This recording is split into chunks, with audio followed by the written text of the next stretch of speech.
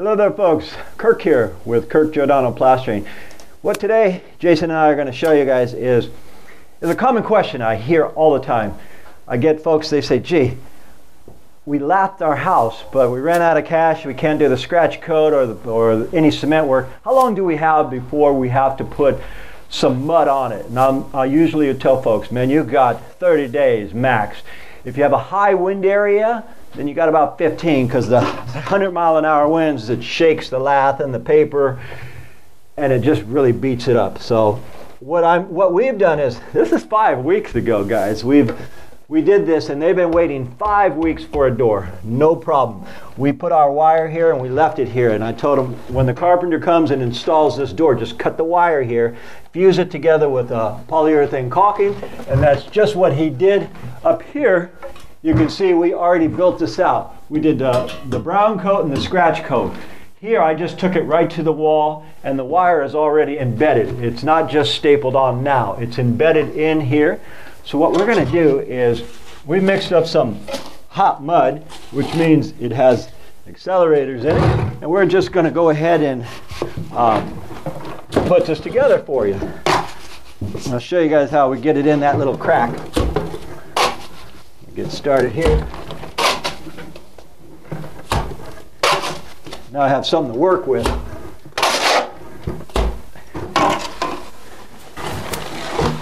I'm going to continue like that all the way around here, and then take a margin trowel, little bitty trowel, and get it right in there. But the real thing I wanted to explain to you folks is, don't panic. Up. You always want to get some mud on to cover the wire, but we're enclosed here. It's never going to see any rain. So 5 weeks is pushing it, but since we're enclosed here and it'll never get any rain, we're fine. Anyhow, I'm going to go ahead and finish spreading this out, and as I throw this on, and now granted too, here's another way I can do it. Say once I get the first bit on it, say like that, then I can come and put my next bit on it that way too. A lot of ways to put this stucco on here, guys. And then I take a margin trowel and shave off my edges. I'm working with hot mud and it's already getting stiff, so I'm going to go ahead and finish all this, and when I get towards the end, I'll show you folks how we finish it up. All right, guys. I did it 2 different ways here just to prove a point. I threw it on this one and I plastered it on here, and I got a little bit of mud remaining, so I'm just going to put it here and at least give this a scratch. And I'll show you a couple ways that you could make this work, and this is all going to get painted anyhow.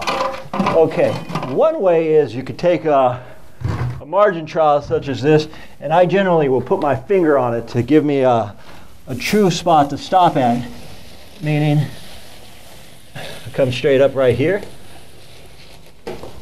and I'm using my finger as a guide, a template. Now that happens too. Then you come on the other side.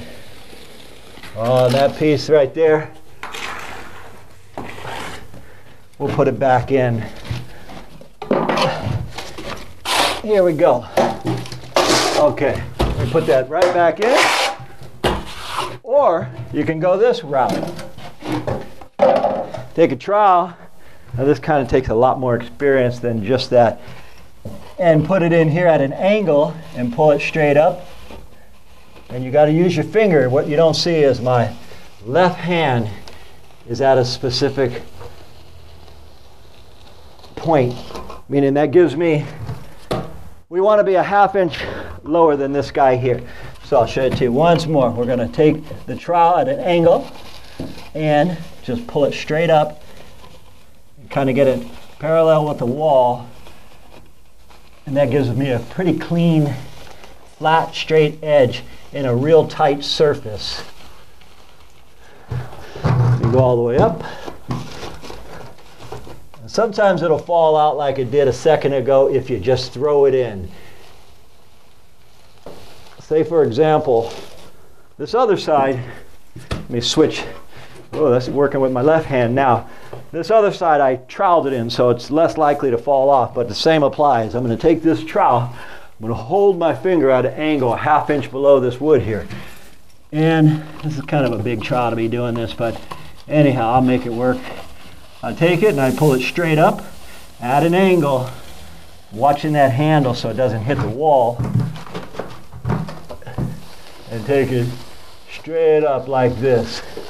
And last thing I'll do is, after I got pretty much my template where I want to go, I'll take my margin trowel once more and just hit it straight up like this, guys. Because now I'm a ½ inch lower than this here. Usually I always go up, but for the purpose of showing you guys this, I'll take it down too. Just get it in there just like that. The fellows who've been doing this for years can look at me and go, man, what a piece of cake. That's simple. If you're new at it, I've seen guys spend 2 hours trying to do a little detail like this. It's not that big of a deal. It's the whole thing should be no more than 20 minutes. But again, if you're new at it, some guys will be here for all day trying to do this little itty bitty bit of cement. And then I let this set. I'm going to put a few little humps and bumps in it and show you the final result. All right, guys, we're just floating this into the existing.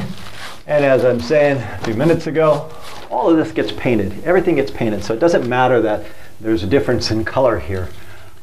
We get our finishes to match. We put our divots in to match the rest of these divots, and we call it a day.